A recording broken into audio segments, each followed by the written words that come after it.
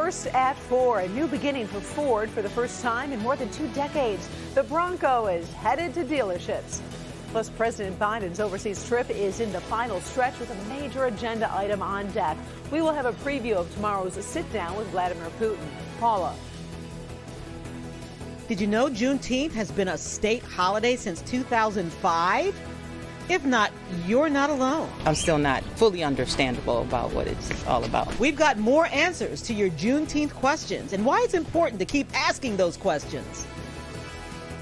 Follow the look and the feel actually coming together, but how long is this pleasant stretch going to last? We'll check it out right now. First at 4.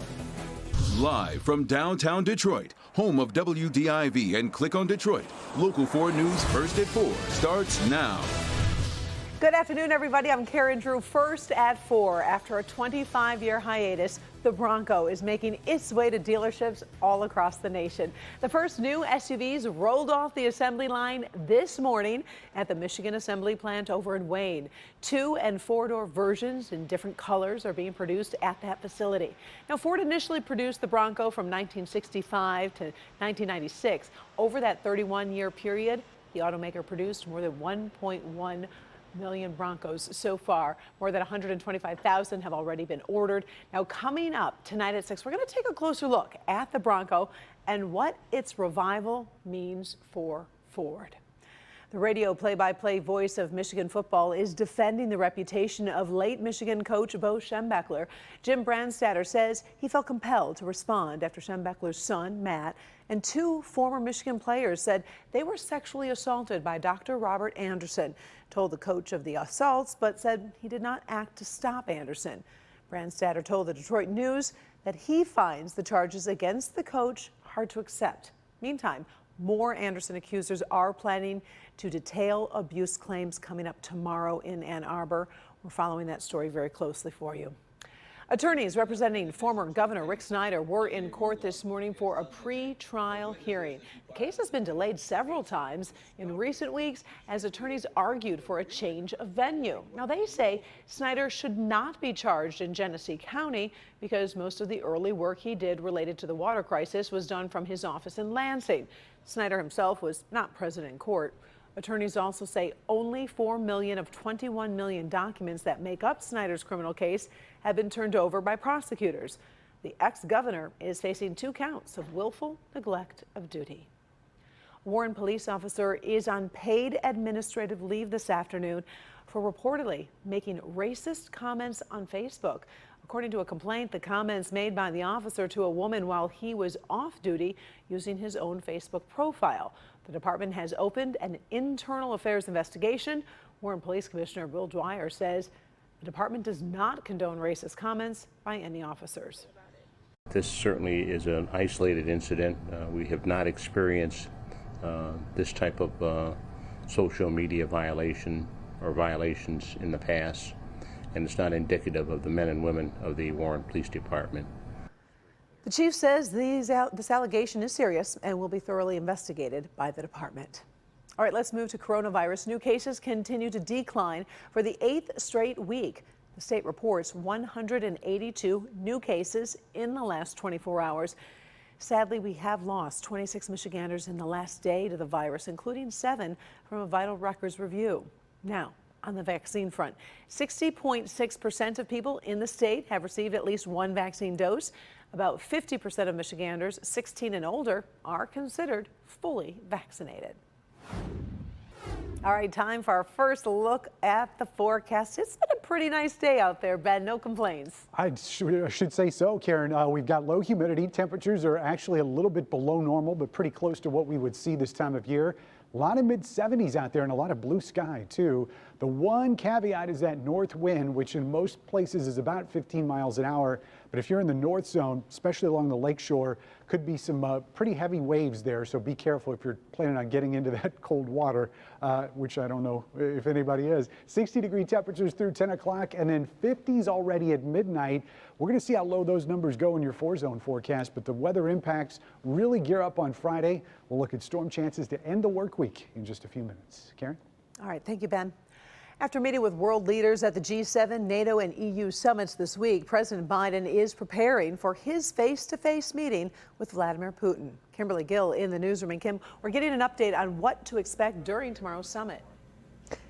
Good afternoon, Karen. It's a face-to-face encounter. The White House hopes will help bring some predictability to a relationship that's only worsened in the first few months of this Democratic administration. Extra security has been deployed around the summit venue, as well as the two hotels where President Biden and Putin will be staying ahead of the talks tomorrow. The meeting will start around 1 p.m. local time. That's 7 in the morning our time.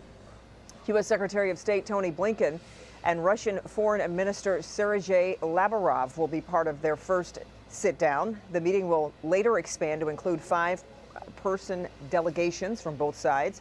The summit isn't expected to lead to any major breakthroughs, though. Instead, officials say President Biden is looking to find just some common ground with his adversary on the path forward. If he chooses not to cooperate and acts in a way that he has in the past relative to cybersecurity and some other activities, then we will respond. He's bright, he's tough, and I have found that he is as they say when you used to play ball, a worthy adversary. U.S. officials say they expect the discussions will last around 5 hours, but the leaders are not expected to share a meal. And unlike his predecessor, former President Donald Trump, after the 2018 Helsinki summit, President Biden will not hold a joint press conference with Putin afterwards. So we'll have more on tomorrow's summit coming up tonight on Local 4 News at 5. Until then, Karen, we'll send it back to you. All right. Thank you, Kim. Sure. Juneteenth is being recognized all over the nation, but there are still plenty of questions about how to observe the events surrounding June 19th, 1865. Paula Tutman joins us with some interesting perspective from people interested, obviously, in learning more, and also people excited to share more information with others. Paula? Hey, Karen. Yeah, you know what? There's a lot of interest in this and also a lot of questions. A lot of people still don't completely understand it, and every historian I've spoken to, and I've been speaking to a lot of them, they're really excited by these questions because it means people are actually seeking real knowledge and information. Like so many people, Norma Powell is excited to have off from work to commemorate Juneteenth. But also like so many people, she's not exactly sure what this all means. I'm still learning about it, so I think it was the last time we got out of slavery or something like that. Up until last year, relatively few people other than historians even knew what Juneteenth was and what it represented. June 19, 1865, in the far west of Galveston, Texas, the federal mandate to free all slaves was ignored by the deep red Confederate South. And so white slave owners deliberately kept slaves for 2.5 more seasons of cotton, crops, and bondage until the jig was up, what's known as Juneteenth. Professor DeWitt Dykes, a professor of history specializing in African American and family history at Oakland University. The states fighting against the United States government were not going to take the news of the Emancipation Proclamation and either stop fighting or free their slaves. Turns out that Michigan declared the third Saturday of every June a state holiday in 2005 under then Governor Jennifer Granholm. But you probably didn't notice because most 9-to-5ers don't even work on Saturdays. But now the nation is recognizing the actual date, June 19th, as Juneteenth. I don't know what to make of it, what to think about it, what to do on Juneteenth. How do we celebrate our ancestors? Do we celebrate our ancestors?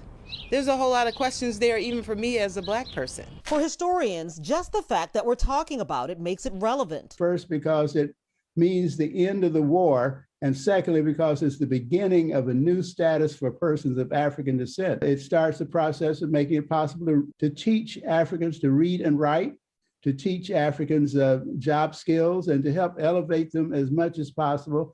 There would be and still is some opposition to elevation, but it's a good start. Professor Dykes says from his expertise, he advises the following. People enjoy some kind of popular holiday.